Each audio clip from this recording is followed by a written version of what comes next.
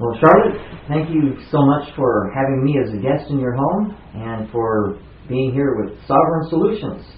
And to begin with, why don't you tell us about how you discovered what you've discovered? That's a very good place to start, because I guess everybody has to start there. You know, why do so many of us spend our lives, once we find out what's really going on in the world, we spend our whole life trying to help other people understand so that future generations will live in freedom and prosperity and be allowed to think, speak, act according to their own conscience, right? My journey started probably, I was a foreign service girl. I spent 18 years abroad. First of all, working for the American Red Cross in Korea. Not in Korea, during the Korean War. I was meant to go to Korea, but I didn't. I was stationed on the island of Guam and in Japan. And then I came back on a freighter, French freighter, third class. That was fascinating. All the misconceptions I had about Joseph McCarthy being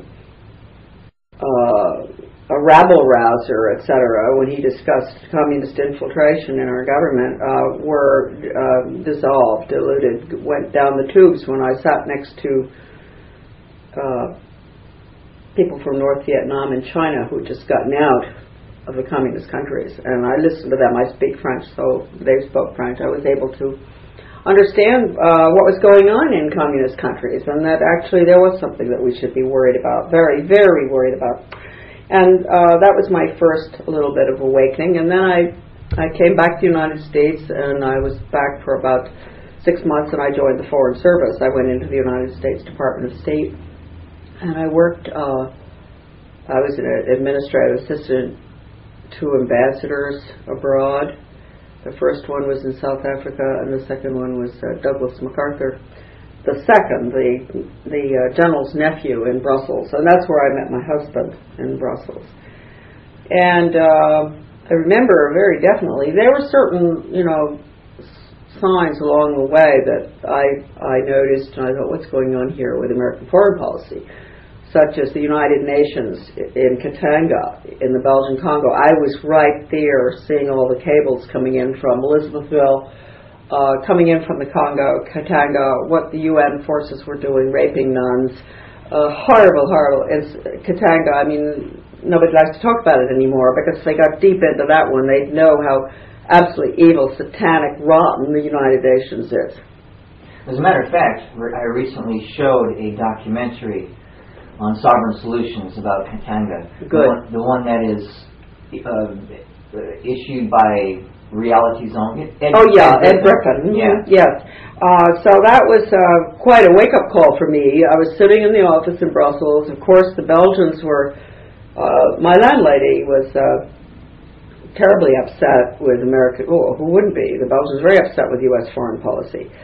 My own boss, Ambassador MacArthur, I think he was very upset with it too, but he had to carry out what the president wanted, and he had to carry out the president's foreign policy. And anyway, then I got married. We came back to the United States. I left Belgium, came back to the United States. My husband came over. We got married. Then we went, interestingly enough, back to Belgium for 4 or 5 years, which is a lovely period in my life.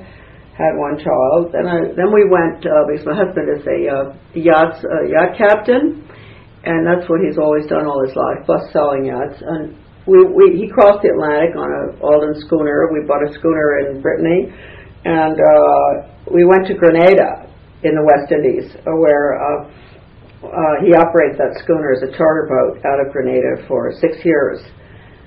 That was an interesting place to be as well, because later on, the hardcore communist regime took over there. It was really a Stalinist regime that took over in Grenada.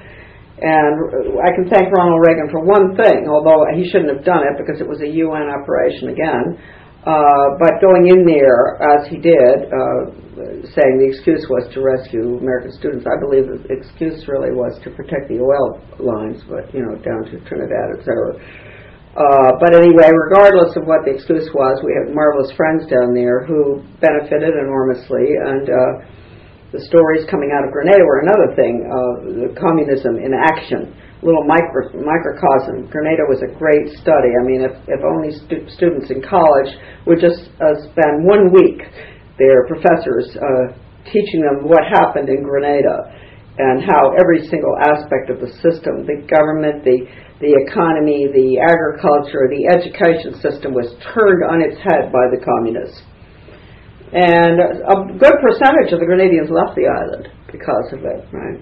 So I learned a lot there. But you asked me what really got me started. We came back to the United States, and I had 2 young children.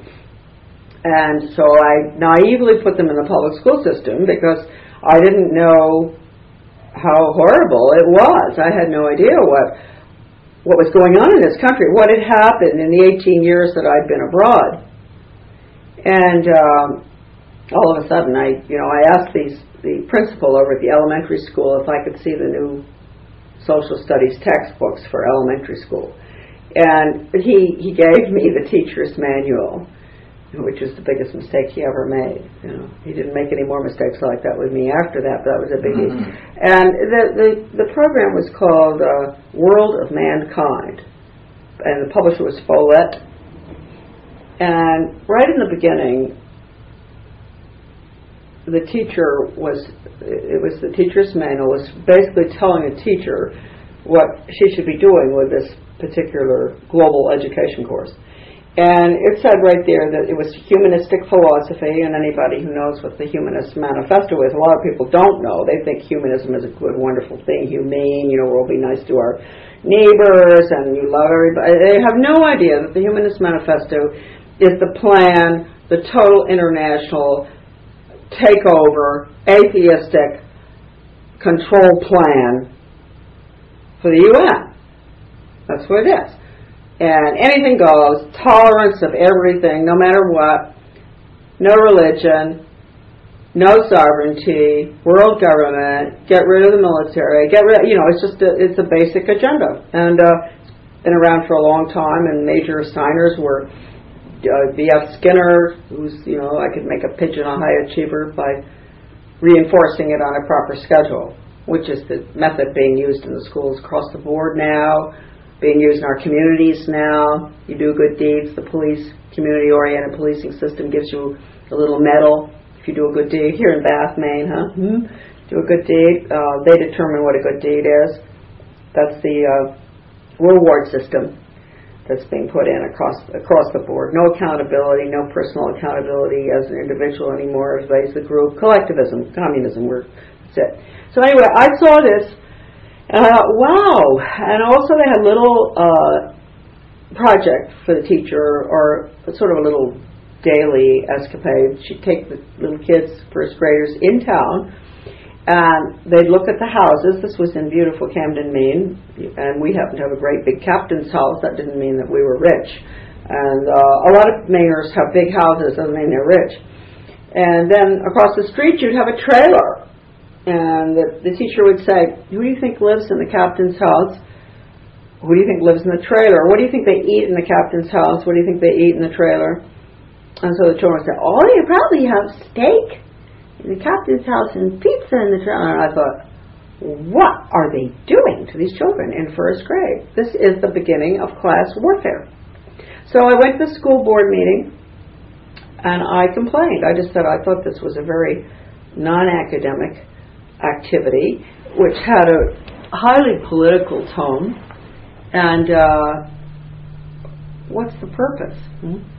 Well, the next day,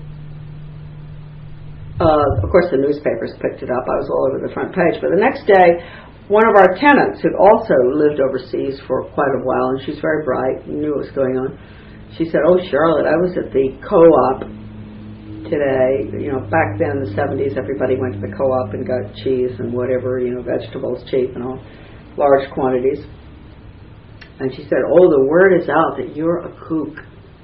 And I thought, oh, well, that was my introduction to how they deal with people who question them, who do their research, don't like what they see, ask their elected representatives what's going on. If you get really close to the truth, you're called a kook. And they did that in the Soviet Union too, and they did it in China, any communist, fascist country. The minute you open your mouth about something, ask a question, do research, they tell the rest of the community that, she's nice, she's a really nice woman, but maybe, sometimes they don't call her a kook, sometimes they do. You don't have to be mean to her, but who wants to associate? Human beings are, it's a natural reaction. Human beings don't really want to associate with crazy people. They really don't. It's hard work. I mean, it is. People work with them in hospitals. It's hard work. And you admire them for the work they do. So anyway, if you're called a kook, that gets the word out in the community. Don't listen to this woman ever.